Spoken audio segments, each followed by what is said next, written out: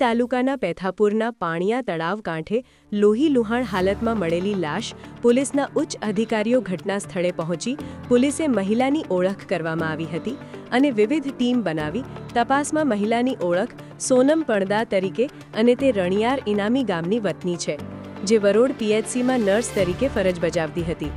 સોનમની ડોકમાં ભાગે તીક્ષ્ણ હથિયારના ઘા ઝીંકીને ઘાતકી હત્યા કરવામાં આવી હોવાનું સામે આવતા જિલ્લા પોલીસવાળા, ડીવાયએસપી સહિત એલસીબી, એસઓજી અને એફએસએલની ટીમો ઘટના સ્થળે દોડી ગઈ હતી.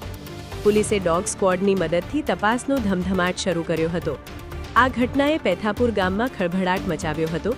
ત્યારે આ દરમિયાન જ બીજી એક ચોંકાવનારી ખબર પણ આવી હતી, જેમાં પેથાપુરના જ રહીશ અને વ્યવસાયી શિક્ષક મનોજ ઉર્ફે ભોલા ડામોરની લાશ 60 કિમી દૂર મધ્યપ્રદેશના ઝાબુઆ પાસે આવેલા રંગપુરા ગામના ડેમ નજીક બાવળના ઝાડ પર લટકતી હાલતમાં મળી આવી હતી. મનોજની લાશ ઝાબુઆમાં મળી ત્યારે સ્થાનિક પોલીસે તપાસ કરતા તેની મોટરસાયકલ પણ નજીકથી મળી આવી હતી. પોલીસને તેના ખિસ્સા ફંફોસતા તેમાંથી એક ફોન નંબર મળી આવ્યો હતો. પોલીસે જ્યારે તે નંબર પર સંપર્ક કર્યો ત્યારે જાણવા મળ્યું કે તે મનોજના જ બનેવીનો નંબર હતો. આ કડીના આધારે મનોજની ઓળખ પ્રસ્થાપિત થઈ હતી અને તેના આપઘાતની ખબર વાયુવેગે પેથાપુર સુધી પહોંચી હતી. સોનમનો મૃતદેહ જે હાલતમાં મળ્યો, અનેક આશંકા સેવાઈ. ચાકલિયા પોલીસે સોનમના મૃતદેહને પેનલ પોસ્ટમોર્ટમ અર્થે લાવ્યા. પોલીસે તપાસમાં બહાર આવ્યું હતું કે મનોજ ઉર્ફ ભોલા ડામોરનું સોનમ બંને વચ્ચે પ્રેમ સંબંધ હતા અને છેલ્લા 4-5 દિવસથી તેઓ બંને વચ્ચે તકરાર થઈ રહી હતી. પોલીસે તે દિશામાં તપાસ કરતા તપાસમાં બહાર આવ્યું હતું કે મનોજે જ સોનમની હત્યા કરી અને ત્યારબાદ તેઓએ પોતે પણ આપઘાત કર્યા હોવાનું પોલીસ વિભાગ દ્વારા જણાવ્યું હતું. ઘટનાને લઈને પોલીસે દાહોદ સિવિલ હોસ્પિટલ ખાતે સોનમના મૃતદેહને પોસ્ટમોર્ટમ કરી ગુનો નોંધી વધુ તપાસ હાથ ધરી છે.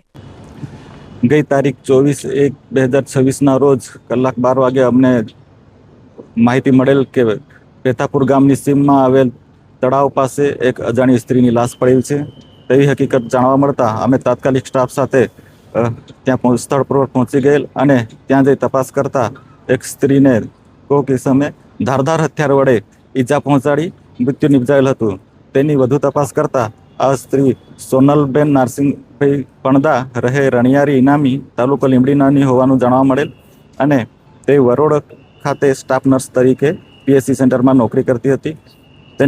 જેથી અમે એસપી સાહેબ તથા ડીવાયએસપી શ્રી ડીઆર પટેલ સાહેબને જાણ કરતા તેઓ સ્થળ પર આવી નિરીક્ષણ કરી અને તપાસ માટે સૂચનો આપતા તે મુજબ તપાસ કરતા જાણવા મળેલ કે આ સોનલબેનને પેથાપુર ગામના મનોજ ઉર્ફે ભોલા વાલ્મીકીના સાથે પ્રેમ સંબંધ હતા અને તેઓ છેલ્લા 4-5 દિવસથી ફોન ઉપર ઝઘડો કરતા હતા તેવી હકીકત જાણવા મળેલ અને વધુ તપાસ કરતા આ મનોજ ઉર્ફે ભોલાએ ઝાબુઆ ખાતે સુસાઇડ કરેલ હોવાનું જાણવા મળેલ અને આ મનોજ ઉર્ફે ભોલાએ જ આ સોનલબેનને ધારદાર હથિયારના માથામાં ઘા કરી અને મૃત્યુ નિપજાવેલ હોવાનું પ્રાથમિક તપાસમાં જાણવા મળેલ છે અને હાલ પીએમની કાર્યવાહી ચાલુ છે અને વધુ તપાસ ચાલુ છે.